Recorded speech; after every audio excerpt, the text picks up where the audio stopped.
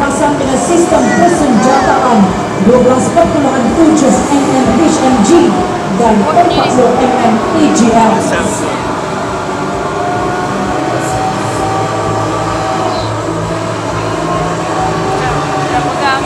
Menyusul di belakangnya ialah kenderaan Ines G-Wagon keluaran Mercedes-Benz dari Jerman.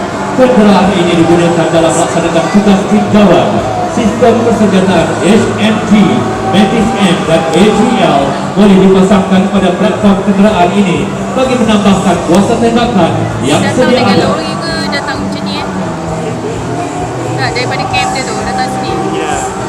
Berjam. Menyusul di belakang ialah kenderaan mechanized Adnan 12.7 mm HMG.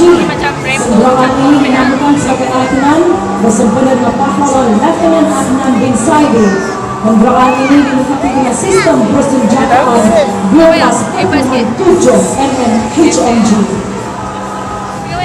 Berikutnya ialah Adnan Ahmad Mortar Carrier. Kenderaan ini dilengkapi dengan sistem persenjataan mortar dengan 120 mm watak sepadan. Kenderaan ini merupakan SS Section Platon Mortar Battalion Infantry dikenal. Sebuah Adnan ambulans, kenderaan ini digunakan untuk memindahkan pesakit di kawasan pertempuran dan mampu menempatkan 2 anggota perubatan dan 4 orang pesakit. Berikutnya ialah Adnan Ahmad Vehicle Recovery. Kenderaan ini digunakan untuk melaksanakan tugas recovery di Medan. Kenderaan ini dikendalikan oleh 3 orang kru dan dilengkapi dengan sistem crane dan lifting. Juga Adnan Armour Command Vehicle ACV 300 buatan Turki. Kereta periksa ini telah memasuki perkhidmatan pada tahun 1968. Kereta periksa ini digunakan sebagai kenderaan pemerintah bertujuan untuk perintah dan kawalan di dalam Battalion Infantry Mechanized. Berikutnya ialah Adnan 25mm with Sharpshooter Program. Kenderaan ini merupakan kenderaan pembawa anggota Section Tempur Lieutenant. Ia dilengkapi dengan sistem persenjataan dengan N242 Bushmaster 25mm cannon dan auto look rail. Seterusnya Adnan AAV Anti-Armor Vehicle. Kenderaan periksa ini dilengkapi dengan sistem misal anti-kereta kebal jenis Bakhtar Shikan buatan Pakistan. Ia berkemampuan untuk memusnahkan kenderaan dan kereta perisai musuh. Adnan 40mm. Kereta periksa ini dilengkapi dengan sistem persenjataan 40mm. Ia berkemampuan untuk menembak peluru dengan HE dan HEDP. Peralatan diteruskan dengan 4 buah motosikal jenis Scrambler. Motosikal ini digunakan melakukan section ronda tempat kecil gerak khas untuk melaksanakan tinjauan atau penyusupan darah.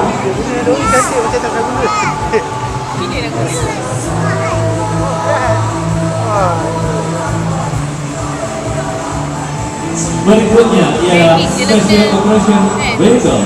Kenderaan ini dilengkapi dengan sistem persenjataan HMG dan juga GTNG. Ia digunakan di dalam operasi khas yang memerlukan pembantasan daya gerak semasa pengempuran dilaksanakan.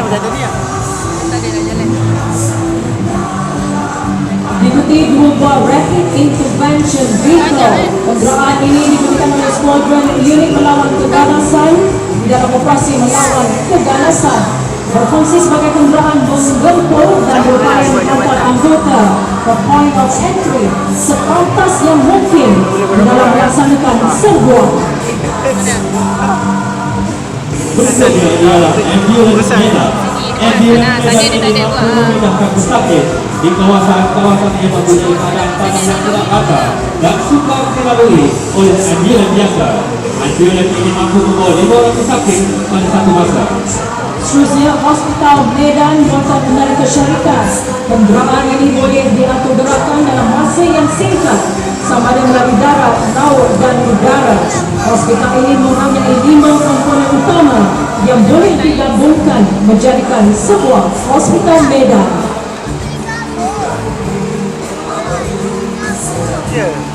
Berikutnya ialah perkhidmatan pergigian bergerak APM. Kenderaan ini mempunyai 2 bilik rawatan pergigian yang sakit di sebelah atas dan ruang menunggu pesakit serta kaunter pendaftaran di sebelah bawah. Kejuaraan ini dilengkapi dengan berbagai jenis peralatan ketinggian sokongan. Bawa ni macam nak bawa ni.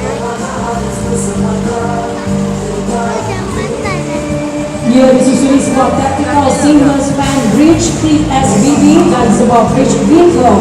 Jambatan ini dikategorikan sebagai jambatan bantuan am.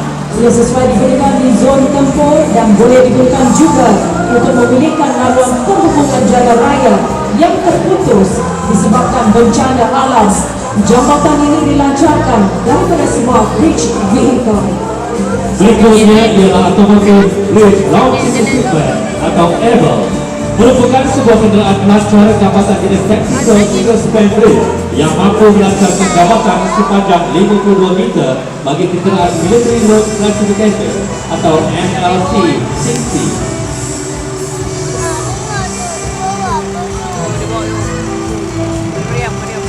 Ui, besar ya. Buat tayar. Nampak tayar.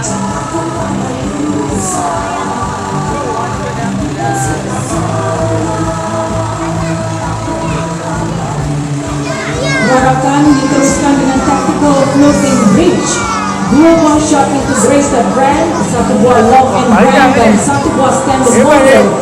Tactical floating bridge atau dikenali sebagai jambatan tactical pontoon terdiri daripada shot integrated brand, long and brand dan standard model. Peranan jambatan adalah membantu formasi menyediakan mobiliti dalam operasi menyeberang jurang berair ketika perang. Semasa darurat dan bencana alam, memberi bantuan kepada pihak berkuasa awam, khasnya dalam mengadakan jambatan sementara.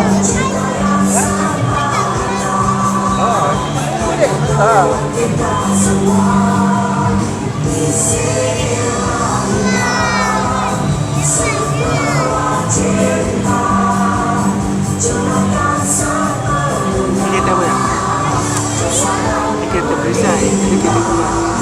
Saya tu. Sama kan? Banyak je.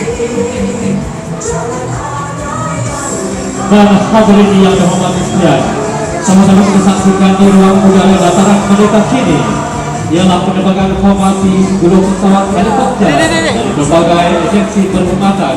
Helikopter.